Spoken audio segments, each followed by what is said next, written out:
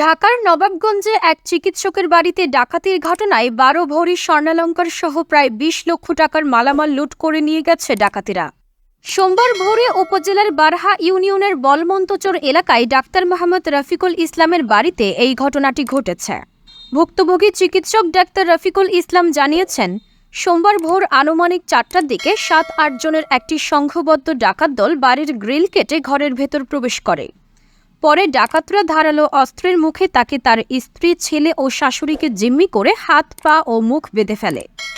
এই সময় তার ছেলের গলায় অস্ত্র ধরে এবং বিভিন্ন ঘরের আলমিরা ভেঙে নগদ প্রায় ১.৫ লক্ষ টাকা এবং প্রায় ১০ থেকে ১২ ভরি স্বর্ণালংকার সহ প্রায় ২০ লক্ষ টাকার মালামাল লুট করে নিয়ে যায় ডাকাতেরা। তিনি আরও বলেছেন, ডাকাতেরা মুখ ঢেকে শুধু হাফ প্যান্ট পরে এসেছিল, তাই কাউকে তিনি চিনতে পারেনি।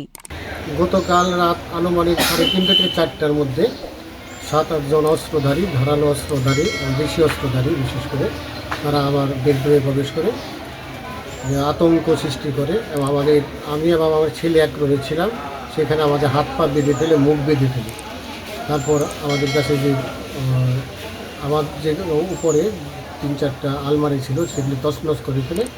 এরপর দোতলায় আমার স্ত্রী ছিল, আমার শাশুড়ি ছিল, সেখানে তাদেরকে আমাদের যে ডাকা তাদেরকে এসে তাদের হাত পা বেঁধে ফেলে এবং প্রায় 10 থেকে 12 ভরি স্বর্ণ সেখানে তছনছ করে ফেলার পরে 10 থেকে 12 ভরি স্বর্ণ নিয়ে যায় এবং আমাদের যে কিছু ক্যাশ টাকা ছিল প্রায় 1.5 লাখ টাকার উপরে, সেটাও তারা আরও ভয় দেখা যে আমার ছেলেকে হয়তো ওরা মেরে ফেলবে।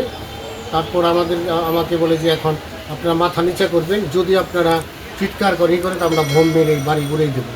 তারপরে ওরা আস্তে আস্তে নিচে নেমে যায়।